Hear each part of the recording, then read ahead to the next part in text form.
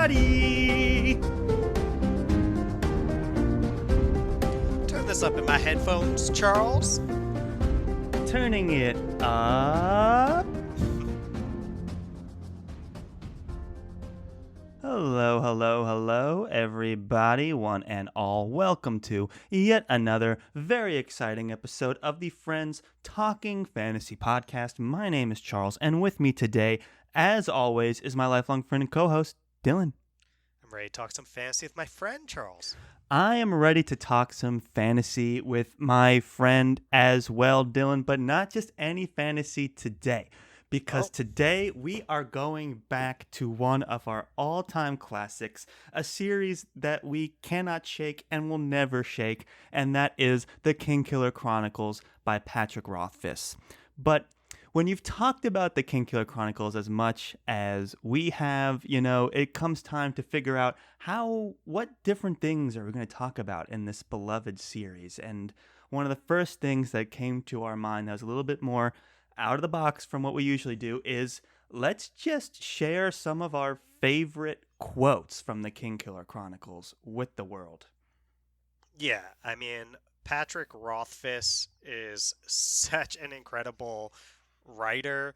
His prose in the Kingkiller Chronicle is highly touted and praised and acclaimed all over the fantasy community. So we're far from being the first to note that he has a lot of really awesome quotes to talk about, but we are very excited to get into a lot of our personal favorites that stuck out to us during our last read of this awesome series. And because we want to be able to get into this stuff with the depth that Patrick Rothfuss gives us with all these awesome quotes and with his series, right? We will be having conversations that we're at least willing to spoil from here on out through The Wise Man's Fear. That's book 2 of the Kingkiller Chronicle. I guess we wouldn't talk about anything beyond that. I don't think so. Won't talk about Slow Regard. So we'll potentially spoil the Kingkiller Chronicle for you if you have not yet read it. So if you haven't yet read it, we highly recommend doing so, and we also recommend turning this down in your headphones right now before we get into this. Very well said. So we've got a whole bunch of quotes here. We'll get through a section of them today.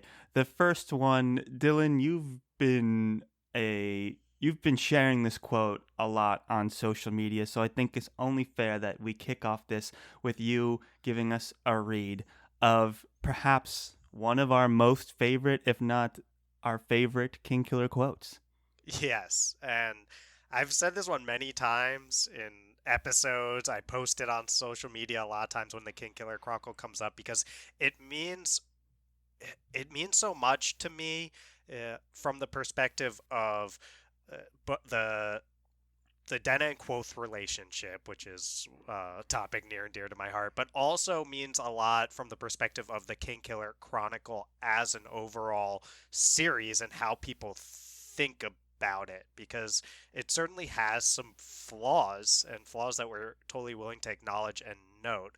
And I really love the Kingkiller Chronicle. So this quote is, "Anyone can love a thing because that's as easy as putting a penny in your pocket.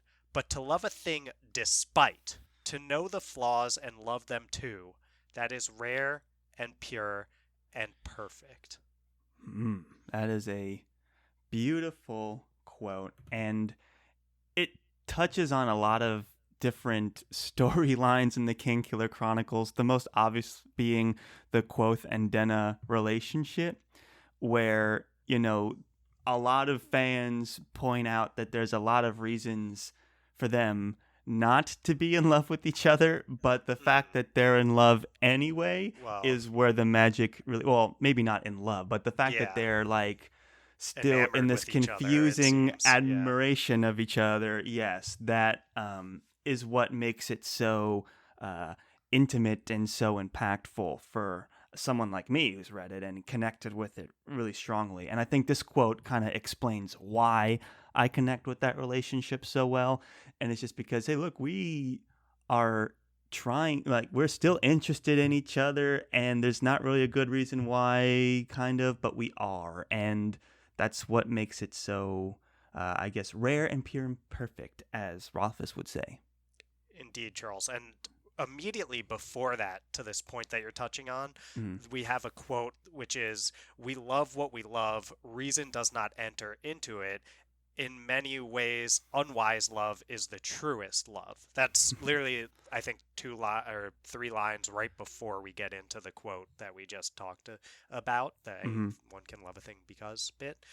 And I think that you did such a good job there of explaining its relevancy to the Quoth and Dan relationship, though I don't think that it's in reference to the Quoth and Dan relationship in the actual text itself. Hopefully it isn't, because let's hope that Quoth is not referring to Denna as a thing, Yeah.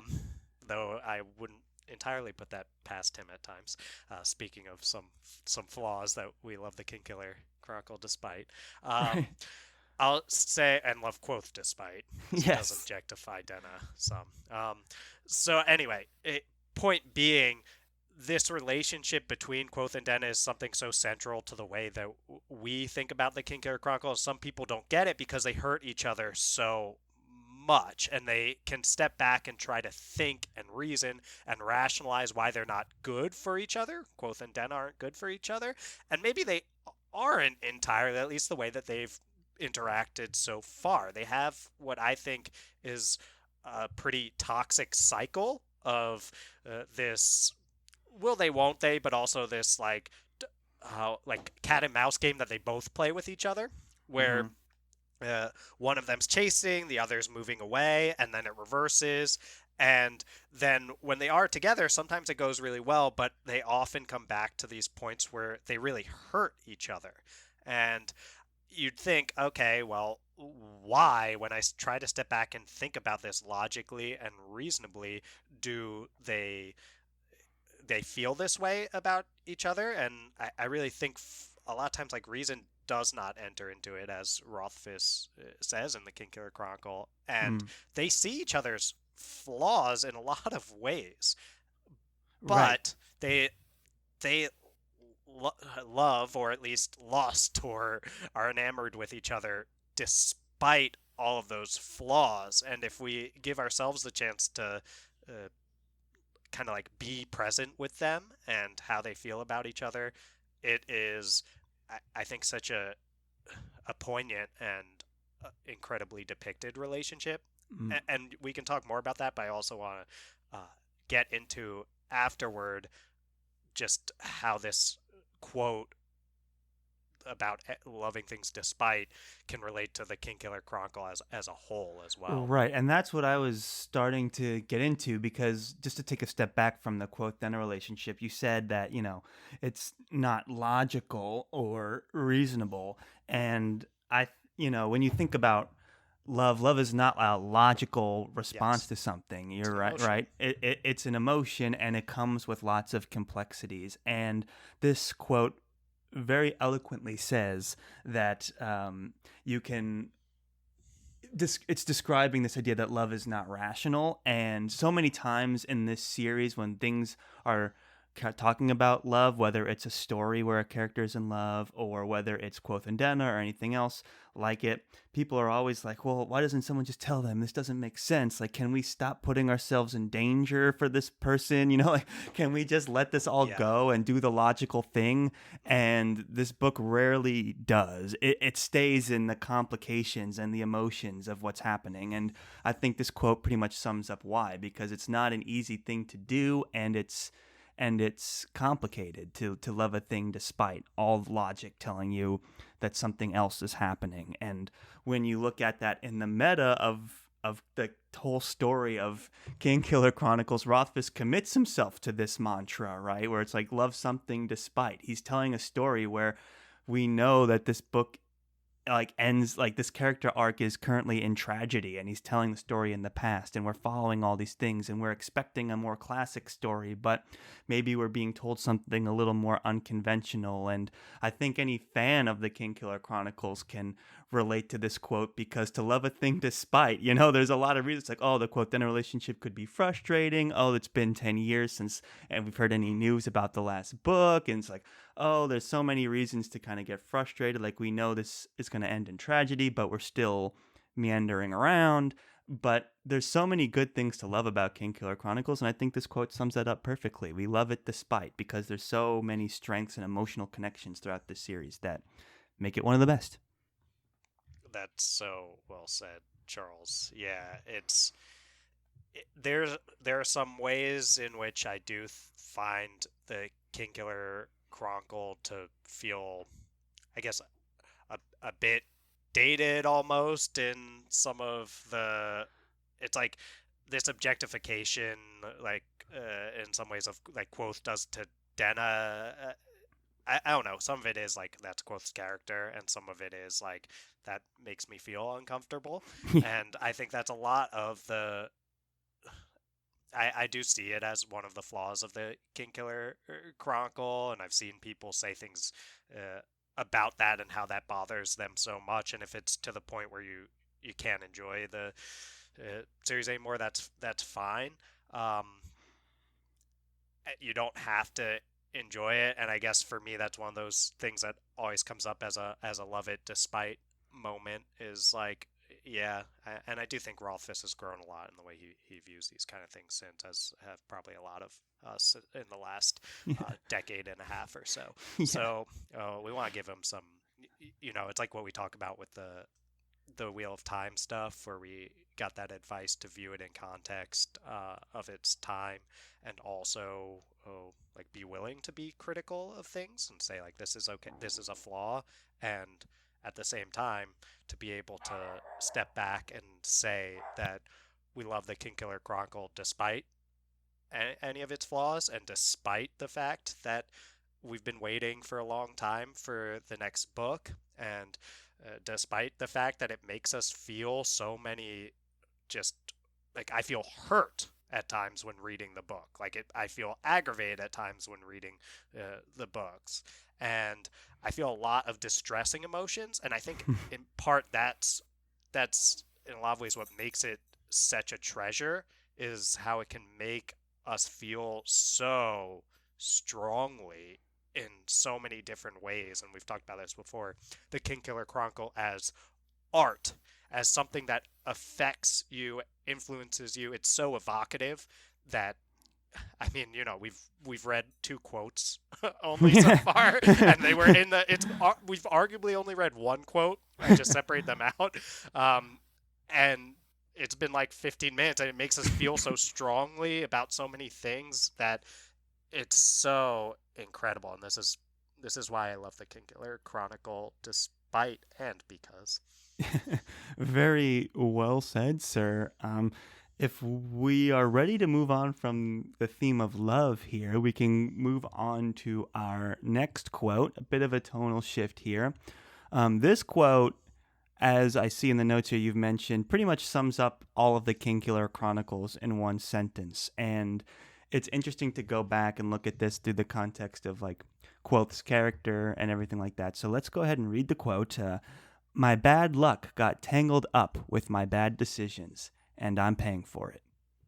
Right. Yeah.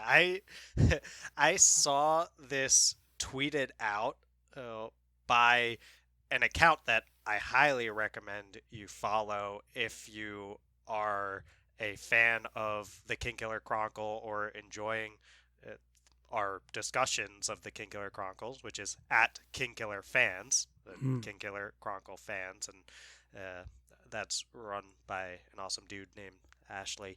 And I basically, I saw this quote pulled, and I quote tweeted it and said, this is the Kingkiller Chronicle summed up in one sentence, and a lot of people seem to enjoy that. It's actually probably one of our best reacted to tweets of all time, and it's because this is such an innocuous line in the text, I think. Like this just kind of happens about a particular event or sequence in the story.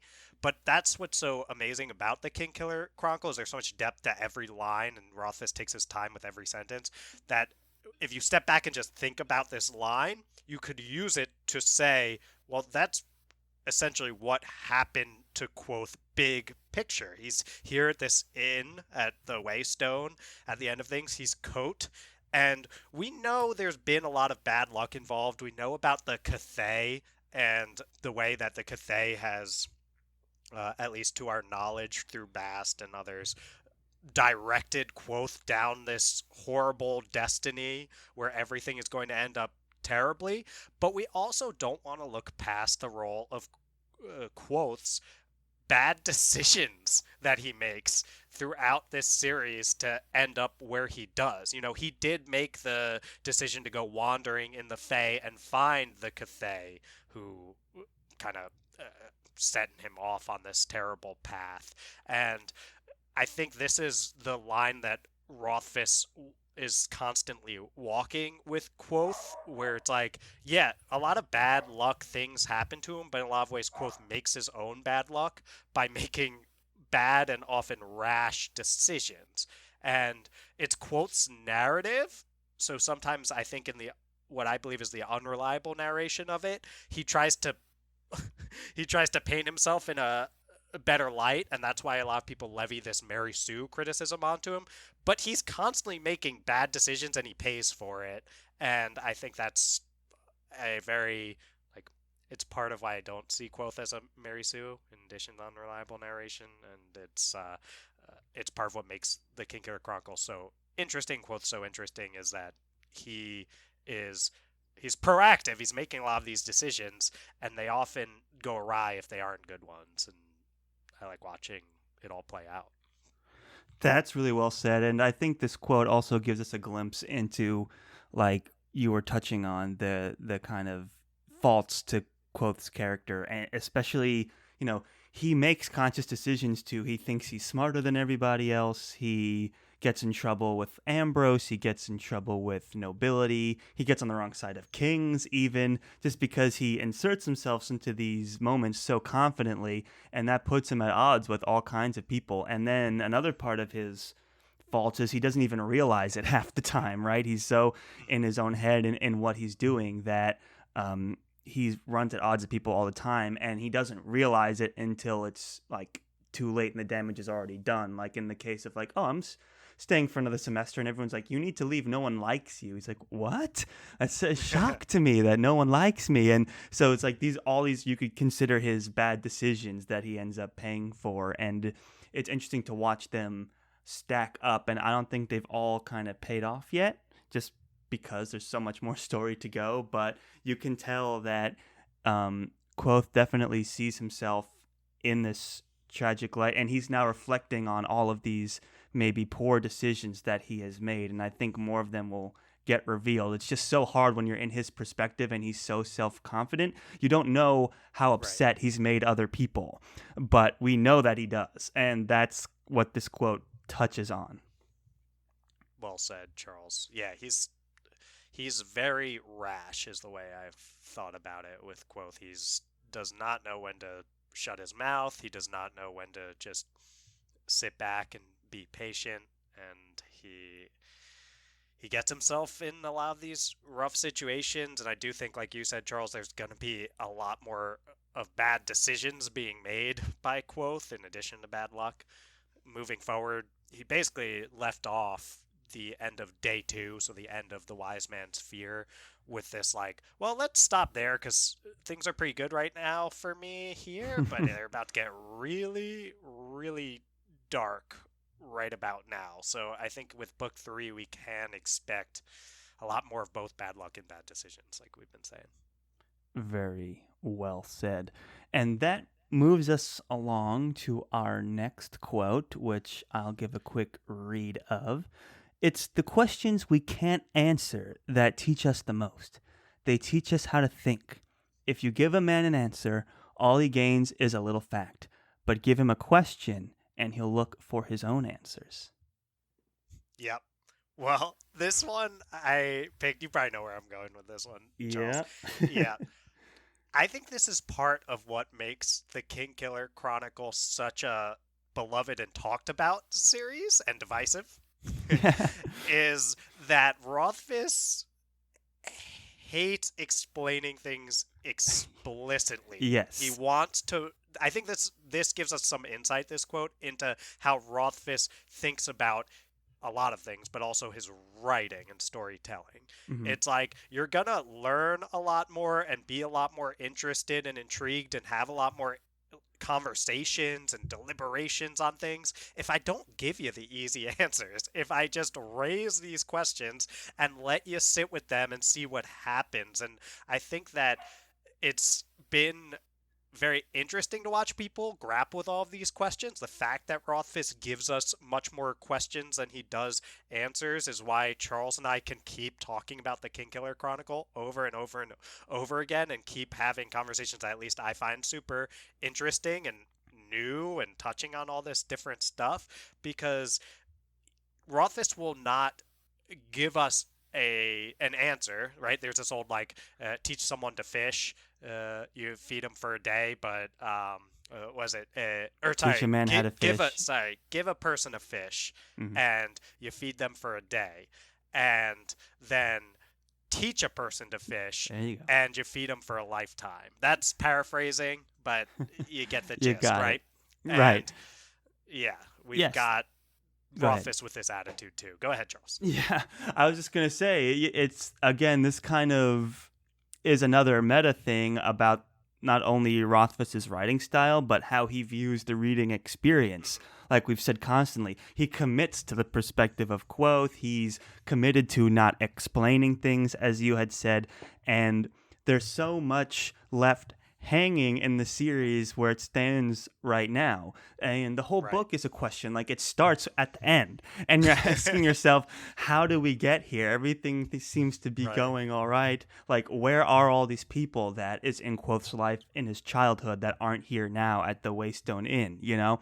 So the whole thing is a question, and we're getting pieces of it, and it doesn't seem to be like the kind of path that would end you up at the Waystone Inn, but we know it does. And Right. it's these questions that have kept the fandom alive for all these years, and that have Exactly. kept like fresh channels popping up with theories on different elements of the story and where the story's going to go, and they all have tons of different quotes and moments to back them up, and right now anything's possible. And I think it's that hunger for answers in part, and also just how interesting the questions are that have kept us fans of Kingkiller Chronicles for so long.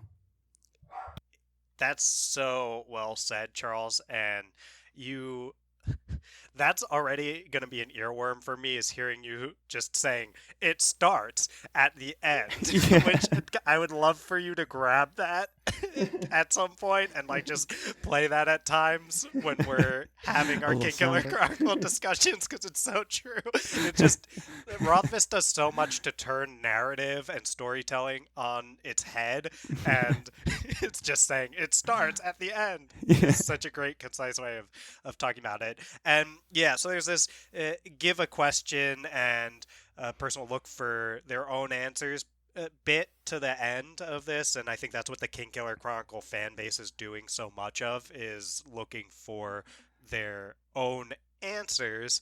And I don't know how many of those we will actually get in book 3, and I think because like this is Rothfuss's attitude about things is that its questions are more interesting than answers, Mhm. but we want answers more than we want questions. It's kind Yeah. of this like uh, di- uh, dialectic is what it would be called. It's like uh, we think that we are really interested by answers, but I believe that we're much more interested by questions and searching for our own answers, but it's more uncomfortable to sit with the questions and search for the answers than it is to just have the answers. So it's like this is why I think of Sanderson's work, for example, which I love so much, Right. as a it's like so different from Rothfuss's work, but so satisfying as he has this way of raising those questions and then like bringing you the answers, so you have this trust with him of like, you won't leave me just to stew in this questioning and stuff like that. But it's also why Charles and I, like, we're not over and over having these conversations about, let's say, the Mistborn trilogy, despite the fact that we love it, because Yes. it's like Sanderson gave us all the answers already, and there's not a lot more to talk about except how awesome those answers are. But that makes a much less interesting episode, I think, than does these like, let's talk about the Kingkiller Chronicle. It's also because the, like, Mistborn Era 1 at least is entirely finished, so Yeah, it yeah, has there that would be going more. for it. Yeah, Whereas but Kingkiller, the jury's still out, so he can speculate exactly. for all of time, and But that's very well said. yeah, Did you ever make another point? can I? Yeah, well, I think like that's part of the meta of this though too. Is like the Kingkiller Chronicle has so many layers, and one of the layers is kind of the way Rothfuss treats writing them and releasing them or not releasing them, or not writing them sometimes maybe, which is like Rothfuss thinks it's so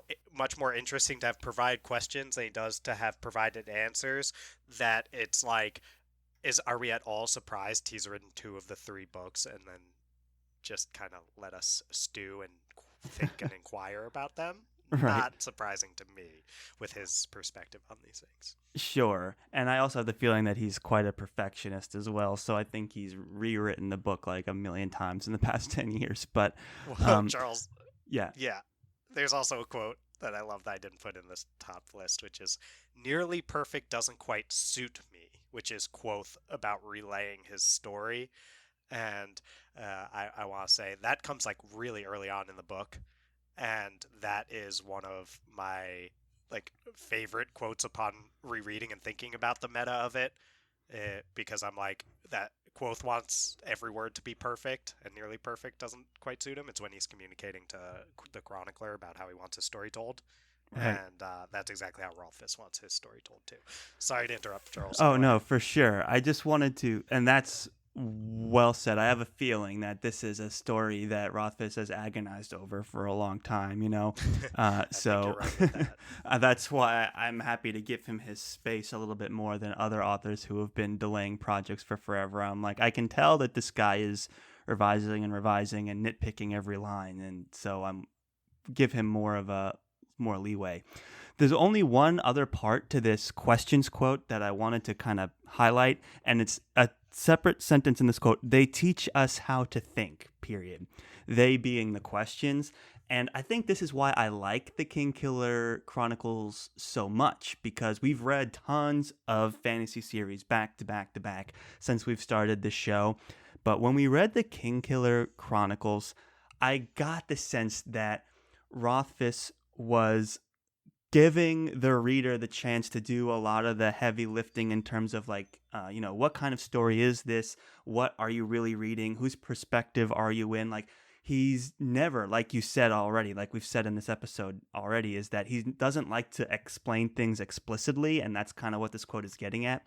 And I think throughout he leaves these little hints like, think harder about this story.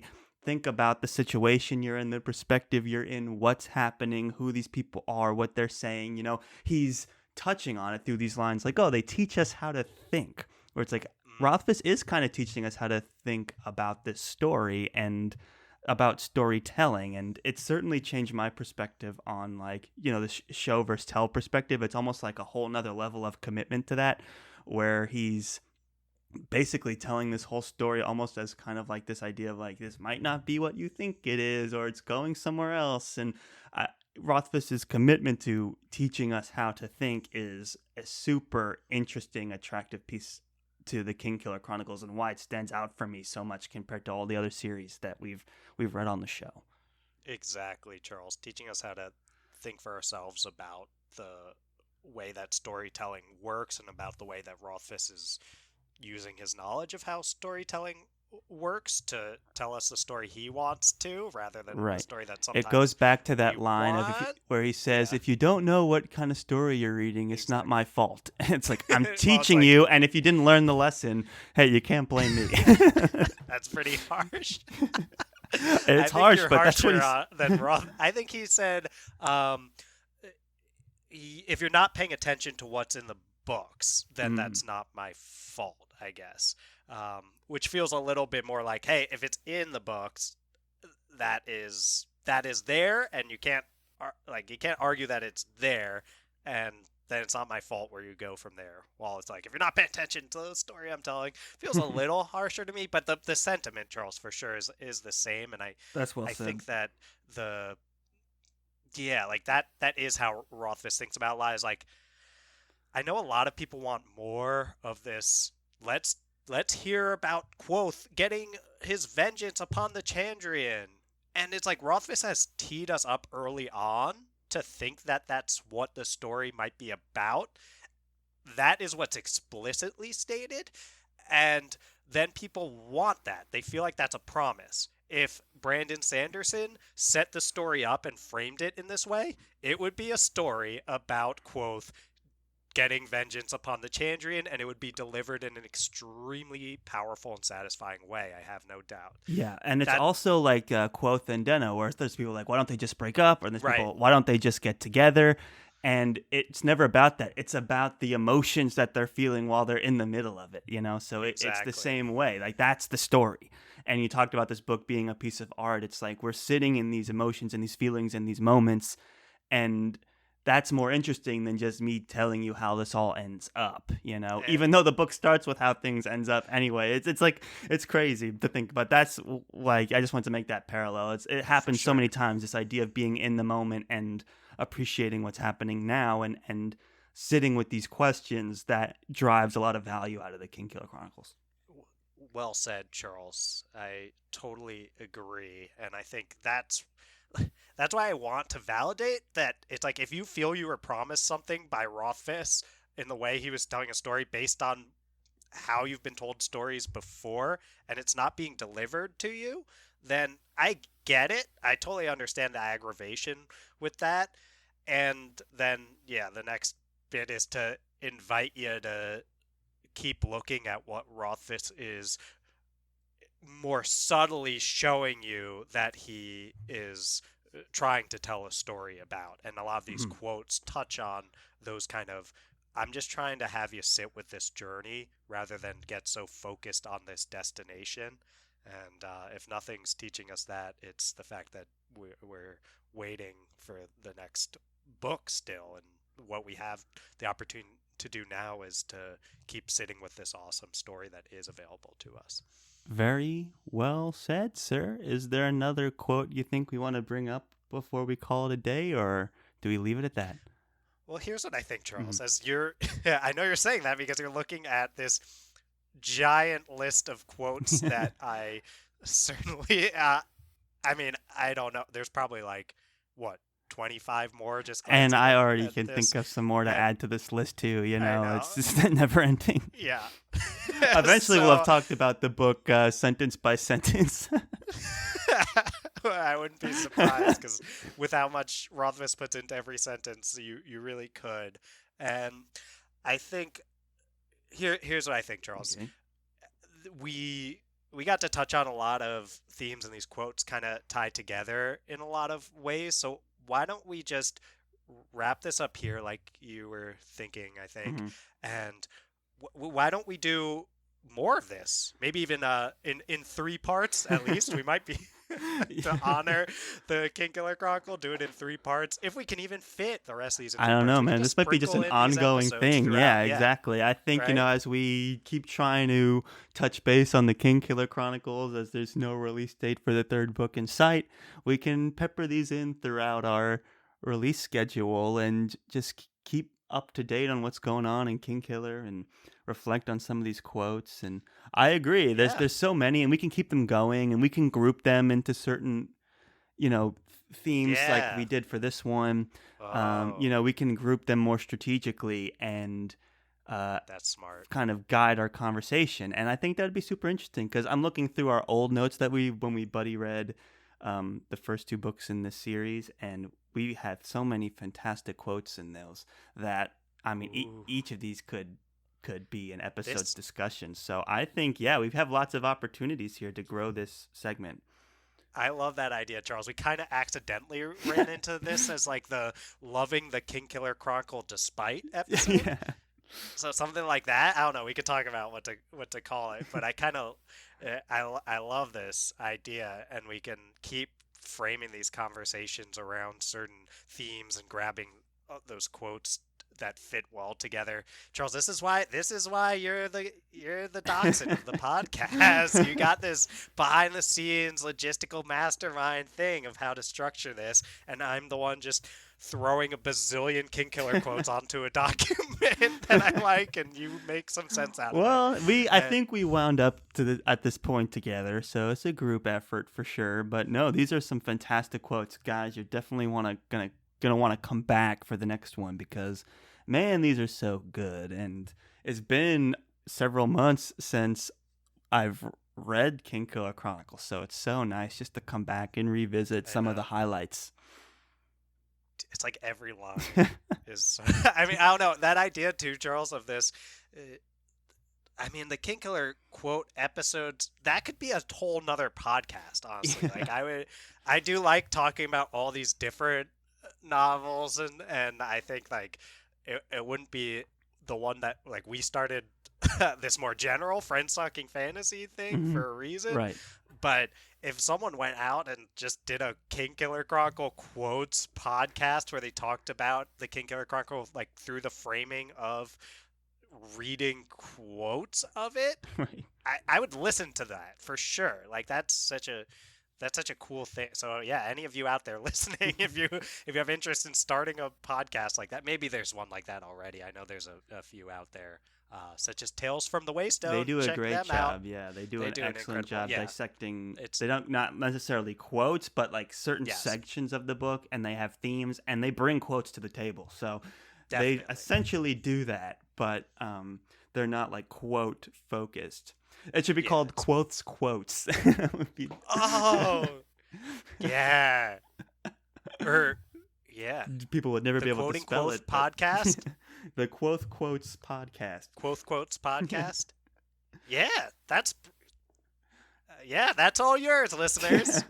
You're welcome. Start the KQP. Check those social media handles. Yes, and definitely shoot us a tweet or Insta comment or whatever if you're interested in that idea. We will wholeheartedly support the Kvothe Quotes podcast. Just saying it. Okay, that was fantastic. Dylan, it's always a pleasure talking with you and talking about Kingkiller. Thank you for pulling some of these quotes and having them ready to go. I'm excited to bring some more to the table next time we do this, and I don't think it will be too long before we do this again. That is so awesome to hear, Charles. I'm pumped. I'm so happy that I get to share our love of the Kingkiller Chronicle with you. This is such a great journey to be on, and let's continue to focus on the journey because I don't think we have a destination in mind with the destination is podcast, there's no word left in the Kingkiller Chronicles to discuss. Yes, and that's just not a satisfying answer as much as the journey to get there, which is what I think this whole episode is dedicated to. Yes, but thank you for just sitting with us and enjoying time with the Friends Talking Fantasy. Yeah, I feel like I've said Friends Talking Fantasy so much, Charles. Your marketing is rubbing off. All right, well let's get that sweet outro music going before this gets any more off the rails from here. But well sound said. Good, Charles? Yeah, sounds good. Let's get it going. All right, thank you everybody for listening to yet another very exciting episode of the Friends Talking Fantasy Podcast. This has been your co-hosts Charles and Dylan. If you like what you heard today and you want to support the show, give us a follow on Twitter. Let us know how we're doing. That's over at the FTF Podcast with a number 1 at the end. Lots of great convos going on over there, led by the great Dylan. Then we're also on Facebook and Instagram as well, if those are your social media plans of choice, and that's at the FTF Podcast. We also can be reached through email at theftfpodcast@gmail.com. And Dylan, if they wanted to support the show even further than following us on social media and they happen to be listening on Apple Podcasts, what can they do? toss 5 stars to our podcast. Find that Friends Talking Fantasy podcast page on the Apple Podcast app. Scroll down past those episodes until you start seeing stars. Once you're seeing stars, the best number to click to support us would be 5 of them. And if you do have a little bit of extra time and want to support us even more by writing a review, that would be fantastic. But just listening, that is more than enough. Thank you so much. We do really appreciate it. Yes, thank you so much for listening. We greatly appreciate your listen. It means a lot to us. Thank you, thank you, thank you. And as always, go forth and conquer, friends.